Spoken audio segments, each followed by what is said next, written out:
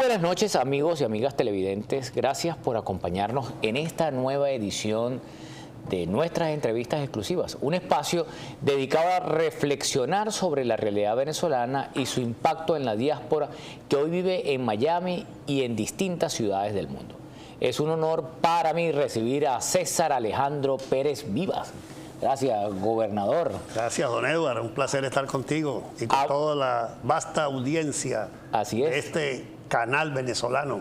Abogado, dirigente social cristiano, exdiputado del Congreso de la República y exgobernador del estado Táchira. A lo largo de su trayectoria política ha sido una voz crítica frente al autoritarismo en Venezuela y un firme defensor del restablecimiento del Estado de Derecho, la independencia de los poderes públicos y la recuperación de la democracia. En las últimas semanas, Pérez Vivas ha publicado artículos y declaraciones sobre el momento político que atraviesa el país, especialmente tras la aprobación de la llamada ley de amnistía y en medio del debate sobre transición democrática, regreso del exilio político y convocatoria de elecciones libres. Él ha calificado este proceso legislativo como un fraude constitucional, argumentando que no garantiza justicia ni reparación para las víctimas de persecución política. Además, recordemos que fue candidato presidencial en las primarias del 2024, demostrando que sigue activo y comprometido con la lucha democrática. Hoy conversamos con él sobre el rumbo de Venezuela y las condiciones para una verdadera transición. Bueno, gobernador, nuevamente, gobernador, exdiputado, ¿cómo lo llamo? César. César. César, que es mi nombre. Bueno, César. Muchas gracias, de verdad muy grato compartir contigo este espacio. Compartir con los venezolanos, tanto de Estados Unidos como de todo el territorio venezolano, porque este canal llega no solo al territorio venezolano, sino a la nación venezolana que está regada por el mundo. Entonces te ven en Miami, pero te ven en Madrid, en Santiago de Chile, Bogotá. Ya no hay calle en La Grita y Pregonero también. Bueno, no hay calle donde no camines o no te consigas una persona de San Cristóbal, de Lobatera, de Michelena, de Caracas, de Valencia, ¿no? Que te conoce. De todas partes. Bueno, ya son muchos años de esfuerzo, de lucha, que nos permite estar en contacto con esa nación nuestra, con ese pueblo nuestro que ha sufrido de manera tan dramática el fracaso, la estafa que significó el socialismo del siglo XXI o el chavismo-madurismo, como tú lo quieras denominar. Una estafa sin precedentes, una destrucción de un país. Y lo estamos viendo todos los días con el hambre, con la pobreza, Edward. A mí lo que más me conmueve, lo que me tiene más afectado, realmente es la forma como la gente se nos está muriendo de mengua, porque no hay dinero para la alimentación, porque el salario de los venezolanos es miserable, porque no hay un hospital donde atiendan a un enfermo. Y todos los días, quienes hemos estado en contacto con esa nación, recibimos el impacto, la noticia de los enfermos, de los que fallecen, de los que no tienen para comprar la pastilla para la atención, del que no le alcanza. Esos problemas no se han acabado. Esos problemas, del 3 de enero para acá, esos problemas siguen. Perdóname. El único que no está en el 3 de enero es Maduro y Cilia. Efectivamente, porque es que no ha habido un cambio todavía del modelo y del sistema. Sacaron de la presidencia de la República a Nicolás Maduro, lo presentaron ante un tribunal de Nueva York, pero el sistema está allí. Los mismos personajes que durante 27 años destruyeron nuestro país siguen allí, y nuestra lucha de la sociedad democrática venezolana es precisamente lograr, aprovechando ahora que se está hablando desde el gobierno de Estados Unidos de una elección, aprovechar la oportunidad de ratificar lo que ya fue una decisión de Venezuela. ¿Y cuál fue la decisión? Sacar a Maduro cuando elegimos a Edmundo González Urrutia como presidente de Venezuela el 28 de julio del 2024. Pero pareciera, César, que el mundo no está dentro de la política norteamericana. Ellos lo han dicho, esa elección fue fraudulenta, pero nosotros, y lo acaban de decir recientemente, entiendo que fue el día miércoles que lo dijeron, ratifican nuevamente a Delcy Rodríguez como la presidenta interina de Venezuela. ¿Qué opinión? ¿Por qué la ratifican los norteamericanos? Por un sentido pragmático de la vida política. La política es pragmática. No, la política tiene un elemento práctico pero la política que no se hace, obviamente, en función de unos objetivos y unos valores, termina desviándose y dejando de ser útil a una nación. Y lo que está planteado, por supuesto, es un ejercicio de cambio que se está forzando con los que administraban precisamente el autoritarismo. Un amigo en estos días conversando me explicaba o me razonaba y me daba un argumento que me parecía interesante.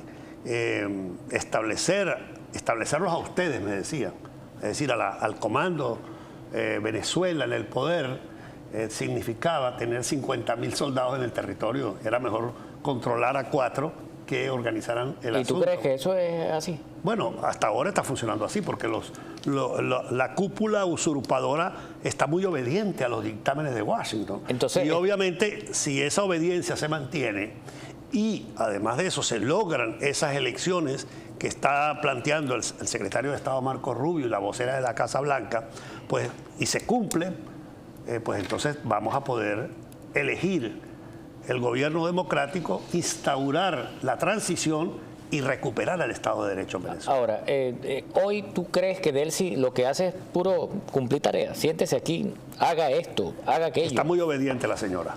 Es una señora obediente. Está muy obediente. Ella siempre fue obediente con sus... ¿Siempre? Sí, claro, con Maduro era muy obediente. Y con Chávez también, porque ella fue ministra de la Secretaría, ¿no? O sea, que es una mujer obediente. En un momento la sacaron. Pero esa metamorfosis, ellos ahora ya no son chavistas, ya no son revolucionarios. Ahora son que pro-yanqui. No, ahora son pro-mercado. Ahora les parece interesante la apertura petrolera. Esa política que a finales del siglo pasado la democracia logró impulsar en el gobierno del presidente Caldera II, con gente, con la asesoría de todos los expertos venezolanos, fue satanizada por Chávez, por Rafael Ramírez, que precisamente son los que destruyen a PDVSA. Y ahora a ellos les parece importante. Bueno, por supuesto que todos sabemos que no ha habido un cambio cultural, no ha habido un cambio de paradigma en la mente de Jorge Rodríguez, ni de Diosdado Cabello, ni de ninguno de estos personajes de la Camarilla Roja. Lo que ha habido es una situación de hecho que los ha obligado a someterse a esa nueva realidad, tratando de ver si le es posible mantenerse más tiempo en el poder. Si esa gente tuviese un mínimo de dignidad, me refiero a Delcy, a Jorge, a Diosdado, a todos esos personajes, si tuviesen un mínimo de dignidad, ya se habrían separado del poder. Porque obviamente eso no es lo que ellos dijeron toda la vida que iban a hacer. Ellos despotricaban contra el imperio, hablaban pestes de los Estados Unidos de América y ahora le ponen música a los funcionarios del gobierno americano que visitan Miraflores. Le ponen música, ¿no? Bueno, yo vi allí al secretario de Energía, en Miraflores un conjunto de música criolla cantándole al secretario de Energía. Entonces ellos son muy amables y muy respetuosos con las autoridades americanas después del 3 de enero, pero siguen siendo desconsiderados, ofensivos con los líderes de la democracia con nosotros los venezolanos. A ti, por ejemplo, César, yo recuerdo, y lo conversamos antes de sentarnos acá, a un episodio, creo que fue porque teníamos tanto tiempo, tenemos ¿cuánto? 26 años o 27 años. 26 años luchando. Así es. Luchando, porque uno también luchó, estaba en Radio Caracas y lo cerraron, pues. Así evidentemente, el periodismo. Cada uno tiene su faceta. Su faceta. Pero son los mismos, es la misma Iris Varela que en un momento determinado, y la gente que seguramente que nos ve, de pronto se acuerda que te rasguñó la cara porque no por esas diferencias, hoy se mantienen ellos igual, en la misma. Es la misma Camarilla que tiene 26 años usufructuando el poder en un proyecto absolutamente egoísta, y por eso saquearon a Venezuela, destruyeron la economía, dividieron la familia. Ahora lo importante es que estamos a las puertas de un cambio.